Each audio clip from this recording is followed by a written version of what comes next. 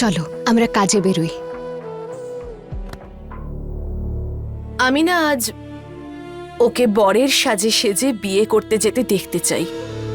আরে পারো, কেন দেখতে চাইছো বলো? মামিমা, আমি তো আগেই বললাম, এতে না আমার মনের জোর বাড়বে, সব ঝড় সামলাতে পারবো আমি। আর আমি বুঝতে পারবো যে আমি নিজেকে আটকাতে পারি কি না। পারো, এই সময় কেউ নিজেকে আটকে রাখতে পারে না। তার স্বামী যতই খারাপ হোক না কেন, কখনো তো নিজের ছিল। হ্যাঁ মামিমা, আমি জানি যে নিজেকে আটকে রাখা সব মেয়ের পক্ষে সম্ভব নয়,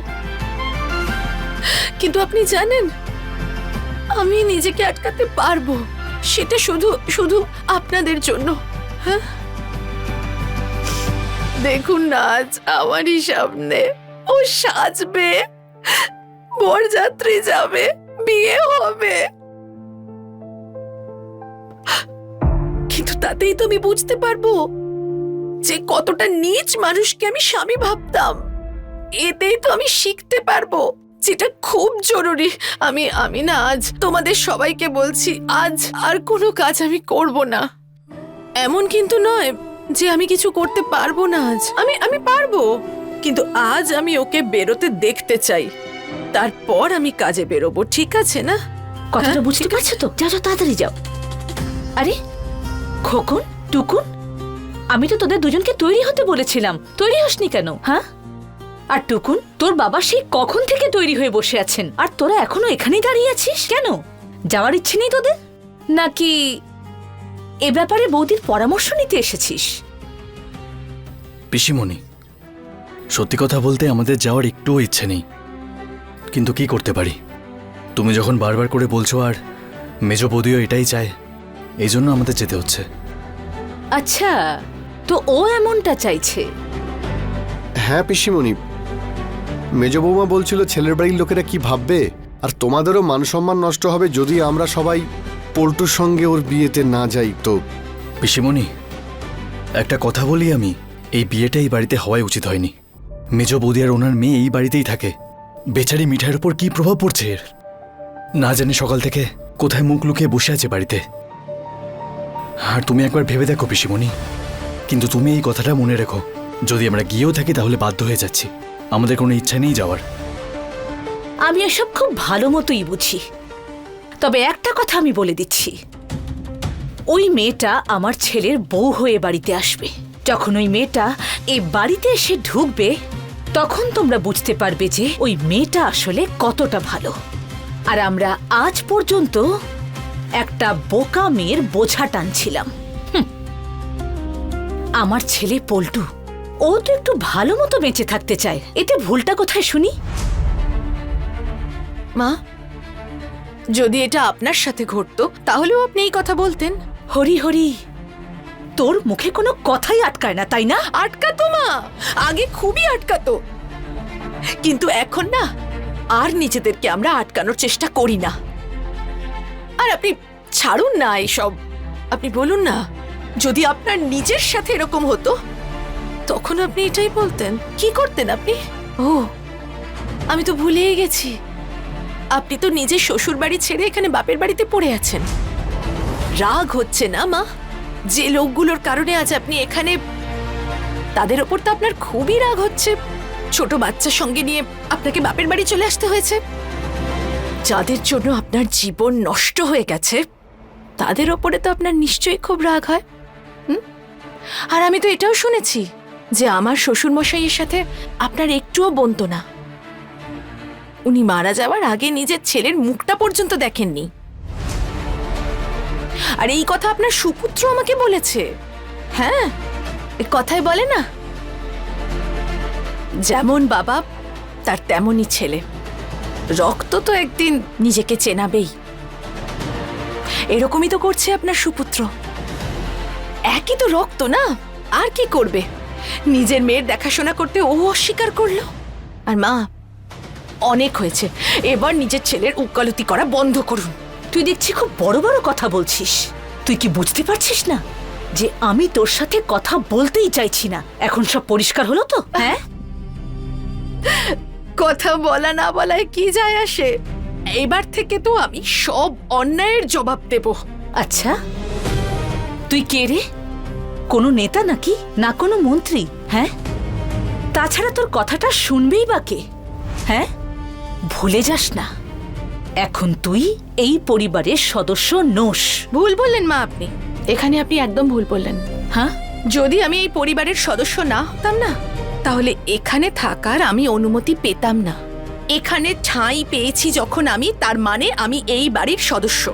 আরে সে তো দয়া করে তোকে মাথা ঢাকার জন্য ছাদ দেওয়া হয়েছে, আর সেটাও কেন তুই জানিস? কারণ বৌদি তোকে ভালোবাসে। ভুল ঠাকুরজি, তুমি একদম ভুল ভাবছো। এই বাড়িতে এই মেয়েটার আইনত থাকার অধিকার আছে। এই বাড়িতে ও আইনত নিজের অধিকারে থাকতে পারে, যেমন তোমার ছেলের রোজগারের ওপর ওর আইনত অধিকার আছে, একদম ওই রকম। এটা তো আলাদা ব্যাপার যে ওর নিজের অধিকার ছেড়ে দিয়েছে, ও কিছু চায়নি। যদি ও জবরদস্তি করতে চাইতো তাহলে ও নিজের অধিকার আজ নিয়েই ছাড়তো। এখানেই তো তোমাদের দুজনের পার্থক্য। ও নিজের অধিকার ছেড়ে দিয়েছে, আর তুমি তুমি বেআইনি ভাবে এখানে আছো এখনো। তুমি ছেলের দ্বিতীয়বার বিয়ে দিচ্ছ, তাতে আনন্দ করো না। সময়ের চাকা না ঘোরে, জানো তো, আর সময় এলে না জীবনটাও ঘুরে যেতে পারে। তোমার সময়েরও পরিবর্তন হবে, মনে রেখো এটা। বৌদি, আমি এসবের মধ্যে ঢুকতেই চাইছি না। আমি এখানে শুধু টুকুন আর খোকনকে ডাকতে এসেছি। তা খোকন আর টুকুন, তোরা আমাদের সঙ্গে যাবি কিনা শুধু এইটুকু বল। পল্টু ওপরে তৈরি হয়ে বসে আছে, এবার বল তোরা কি করবি?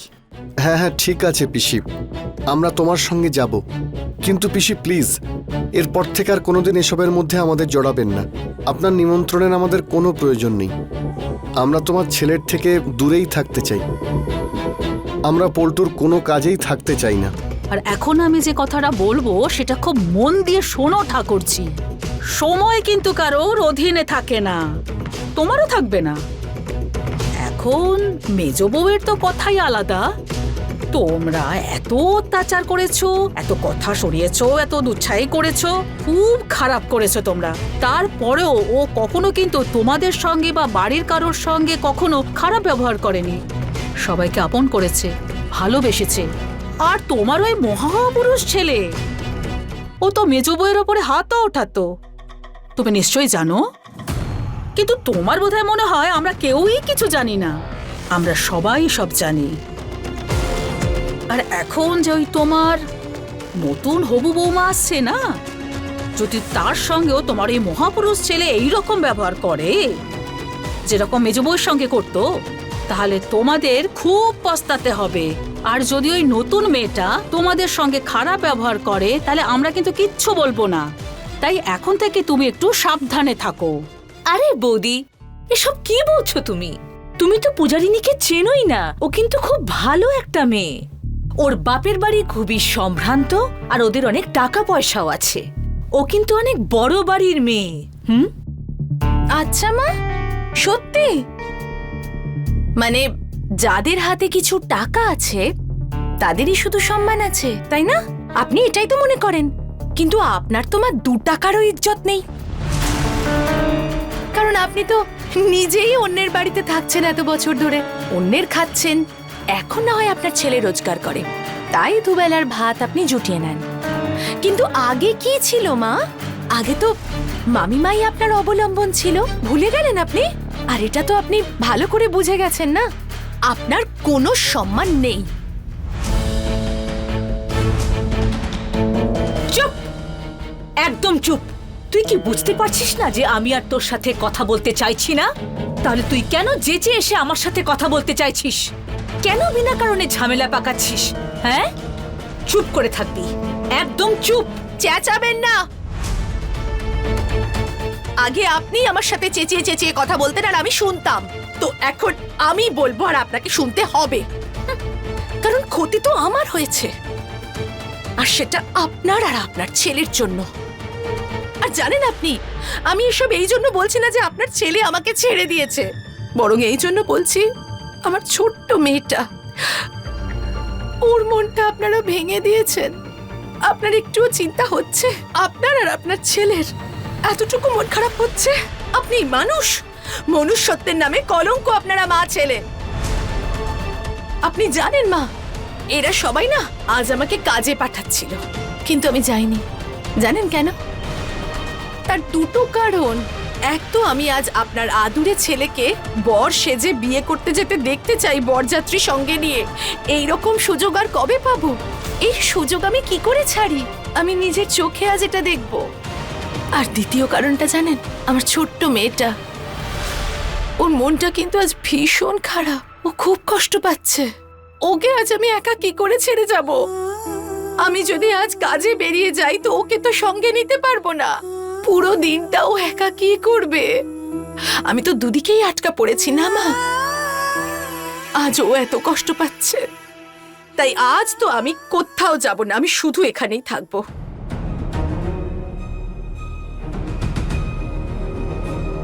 দাদা ভাই, ঠাকুরপো, তোমরা ওদের সাথে চলে যাও, কারণ যতক্ষণ তোমরা যাবে না এরা বেরোতে পারবে না এই বাড়ি থেকে। দেখো না, ওপরে তো এমনিতেই মিঠাইয়ের ঘরের পাশে সব আত্মীয়রা বসে আছে। কাটা ঘায়ে নুনের ছিটে তো ওরা দেয়ই, আর সেটাই করছে। ঠাকুরপো, তুমি বরং সবাইকে নিয়ে যাও।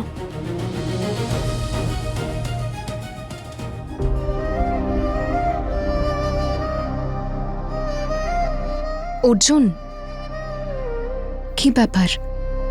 তুমি রেডি হওনি?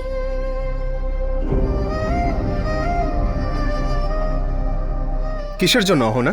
আরে, সবাই তো যাবে পল্টু দাদার বরযাত্রীতে, তুমি যাবে না? হ্যাঁ ছোটু, আমিও তো তোকে এটাই বলছি, চল না আমাদের সাথে। আর আমিও তোমাকে কতবার বলেছি পিসিমণি যে আমি পল্টু দাদার বিয়েতে যেতে চাই না। কেন যেতে চাস না? খোকন আর টুকুনও তো যাচ্ছে, তাহলে তুইও চল। পিসিমণি, দাদা ভাই আর টুকুন দাদা না আলাদা। দাদা ভাই এই বাড়ির বড়, ওকে অনেক কিছু দেখে শুনেই চলতে হয়, সেই জন্য ও যাচ্ছে। আর রইল কথা টুকুনদার, কতবার তো তুমি ওকে বলেছো ও চাইলেও তোমাকে না বলতে পারবে না। কাকি আর কাকাও ওকে চাপ দিচ্ছে, সেই জন্য ও যেতে বাধ্য হচ্ছে। কিন্তু আমার ওপর কারোর প্রেশার চলবে না। আমি পল্টুদার বিয়েতে অংশগ্রহণ করব না। আমি সবটাই ভালো মতো বুঝতে পারি। এসব কথা তোকে তোর বউ শিখিয়েছে, তাই না? দারুণ তো পিসিমণি, তুমি তো দেখছি সবটাই জানো। চলো আমি তোমাকে এটাও বলে দিচ্ছি যে অহনা খুব পড়াশোনা জানে, আর একদম সঠিকও। আর আমি অহনাকে নিয়ে খুব প্রাউড। কিন্তু প্রতিটা জিনিস শেখানো যায় না। কিছু কিছু জিনিস মানুষের সঙ্গে থাকতে থাকতেও মানুষ শিখে নেয়। সেই জন্য তুমি প্লিজ আমার টাইম ওয়েস্ট করো না। আর এখানে যে যে পল্টুদার বিয়েতে যেতে চায় সে যেতেই পারে, আর যে যেতে চায় না সে যাবে না। কিন্তু তুমি কাউকে জোর করতে পারো না পিসিমণি। পল্টু, আরে আমার ছেলেটাকে কি সুন্দর দেখাচ্ছে, যেন কারো নজর না লাগে। ওকে কি দারুণ লাগছে না? চল বাবা, আমরা বেরোই। টুকুন, খোকন, চল বেরোই, নাহলে দেরি হয়ে যাবে। চল। জেঠিমা, আমরা চেঞ্জ করে আসছি। বড় মামি, এবার আমরা আসি। পল্টু কতবার ডেকেছিল আমাদের, তাই ভাবলাম ওর বিয়েতে একবার যাব না। আর ওর প্রথম বিয়েটা তো টিকলো না, ভেঙে গেল। কি আর করা যাবে বলো?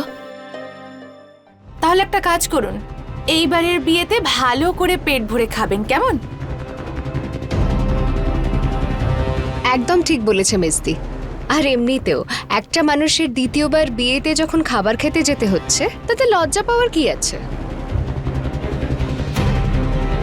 চেপে চেপে খাবার খাবেন, ঠিক আছে? পেটে যেন জায়গা না থাকে। ওহো, আবার আমি কিছু ভুল বললাম নাকি অহনা? না তো দিদি, একদমই না। মনে হয় সবার খারাপ লেগে গেছে। কোনো ব্যাপার না, আপনারা তো এমনিতেই উৎসবে যাচ্ছেন, কোনো শোক সভা তো নয়। আর তুমি, বরকে আজ কে সাজিয়ে দিল? হ্যাঁ, রিঙ্কি, কিরে রিঙ্কি, তুই সাজিয়েছিস না তোর দাদাকে? আরে বাহ, দারুণ সাজিয়েছে। চন্দনের টিপটা তো ভীষণ ভালো লাগছে। এত ভালো জামা পরেছো তুমি। কিন্তু যাই করো না কেন, তুমি নিজের আসল চেহারাটা কিছু দিয়েই ঢাকতে পারবে না। তোমার ভিতরের যে নীচ মানুষটা, তাকে তো দেখাই যাবে।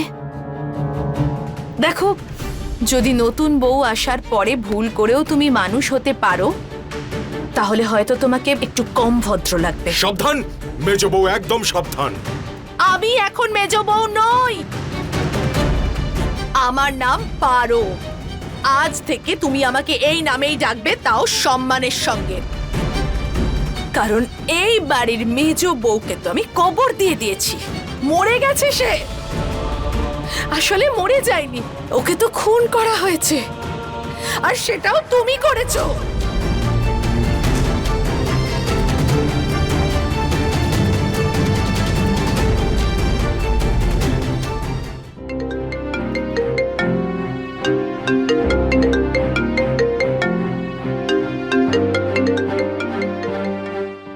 স্যার?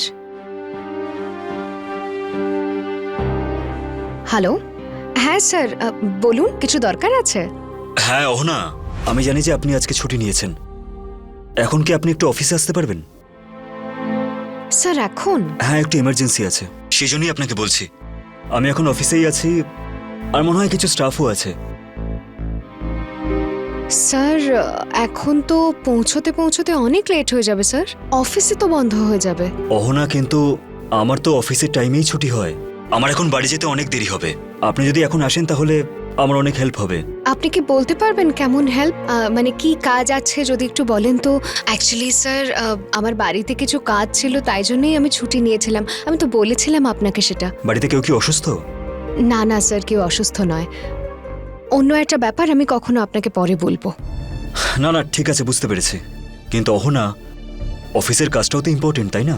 আর আমি একটা হিসেব বুঝতে পারছি না, আর আমাকে এখন ব্যালেন্স শিটটাও চেক করতে হবে, আর এটা চেক করতেই হবে, এটা খুবই আর্জেন্ট।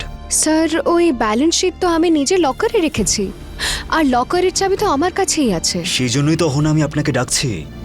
এই রিপোর্টটা আমাকে মানডের মধ্যে পাঠাতে হবে, আর কাল আর পরশু স্যাটারডে সানডে ছুটি আছে, আর আজকে আমাকে যেভাবে হোক এটা করতেই হবে। আর হেড অফিস থেকে অর্ডার দিয়েছে রিপোর্টটা সাবমিট করার। স্যার কিন্তু কিন্তু কি? স্যার কিছু না, আমি শুধু এটাই ভাবছিলাম যে যদি আমি এখন বেরোই তো পৌঁছতে পৌঁছতে তো অনেক দেরি হয়ে যাবে, আর ততক্ষণে তো অফিসও বন্ধ হয়ে যাবে স্যার। না না, যদি অফিস বন্ধও হয়ে যায়, কিন্তু আমি আছি তো, আমি তোমার জন্য ওয়েট করব। ঠিক আছে স্যার, আমি চেষ্টা করছি। দেখুন অহনা, চেষ্টা করছি এরকম বললে হবে না। এটা আপনার ডিউটির প্রশ্ন, আপনাকে আসতেই হবে। স্যার, আপনি যদি আমাকে আরেকটু আগে ইনফর্ম করতেন তো আমার জন্য খুব সহজ হতো সেটা। কিন্তু সবসময় আগে ইনফর্ম করা পসিবল হয় না অহনা। আমার যখনই আপনার দরকার পড়বে তখনই আপনাকে ডাকতে হবে। আর আপনি সবেমাত্র তো চাকরি পেয়েছেন, আপনি এইভাবে ছুটি কি করে নিতে পারেন? স্যার, আমি বেশি ছুটি কোথায় নিয়েছি? এই মাসে তো মাত্র 2টো ছুটি নিয়েছি আমি। দেখুন অহনা, এখন এটা প্রফেশনাল পিরিয়ড চলছে, আর আপনি যদি এত ছুটি নেন তাহলে কাজ কি করে করবেন বলুন? স্যার, আপনার কি মনে হয় আমার ছুটি নেওয়ার কারণ কি হতে পারে? আপনার কি মনে হয় আমি অকারণে ছুটি নিয়েছি? আমি কি ভাবছি সেটা ম্যাটার করে না অহনা। আপনি ছুটি নিয়েছেন, আর আপনার বাড়ি থেকে অসুস্থও নেই, এটা আমি জানতে পেরে গেছি। স্যার, তার মানে তো এটা নয় যে অন্য কোনো রিজন হতে পারে না, অন্য কিছুও তো হতে পারে। থাকতে পারে রিজন। আপনি যখন বলেছেন তখন রিজন তো থাকবেই। ধরুন যে আপনার বিড়ালের একটা বাচ্চা হয়েছে, আর হতে পারে এই কারণেই আপনি ছুটি নিয়েছেন। স্যার, এসব কি বলছেন আপনি? না না, আপনি তো এক্ষুনি বললেন যে নিশ্চয়ই কোনো রিজন থাকবে। এটাও তো একটা রিজন থাকতে পারে, তাই না? এনিওয়েজ, যদি আপনি আসতে না চান তাহলে ঠিক আছে, বেকার কথা বাড়িয়ে তো আর কোনো লাভ নেই। স্যার, আমি তো একবারের জন্যও বলিনি যে আমি আসবো না। আমি বলেছি যে আমি চেষ্টা করছি। আসবো না বলায় আর চেষ্টা করছি বলার মধ্যে অনেক পার্থক্য আছে। ঠিক আছে ঠিক আছে ঠিক আছে, এখন এই সময় আমি আপনাকে কোনো ক্লাস নিচ্ছি না। আপনার যদি ইচ্ছা হয় তাহলে আসুন, না ইচ্ছা হলে আসবেন না। আমাকে যা কিছু লিখতে হবে ডকুমেন্টসে সব লিখে দেবো। Note check. Sir sir sir, কি কি কি কি হলো? আমাকে না একবার অফিস যেতে হবে কিছুক্ষণের জন্য। অহনা, তুমি তো গভর্নমেন্ট জব করো, তাই না? তাই ওখানকার কিছু রুলস আর রেগুলেশন নিশ্চয়ই থাকে। আর এমনিতেও এই সময় কি অফিস খোলা থাকে নাকি? আর এমন কি কাজ আছে যে তোমাকে এখন ডাকছে?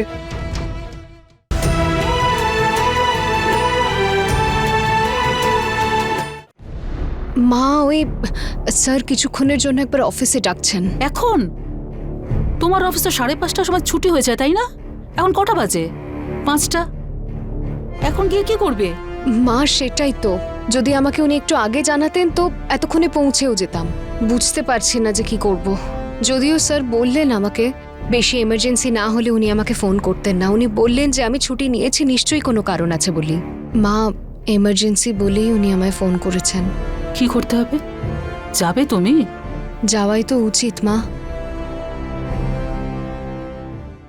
আমাকে না একবার অফিস যেতে হবে কিছুক্ষণের জন্য। অহনা, তুমি তো গভর্নমেন্ট জব করো, তাই না? তাই ওখানকার কিছু রুলস আর রেগুলেশন নিশ্চয়ই থাকে। আর এমনিতেও এই সময় কি অফিস খোলা থাকে নাকি? আর এমন কি কাজ আছে যে তোমাকে এখন ডাকছে?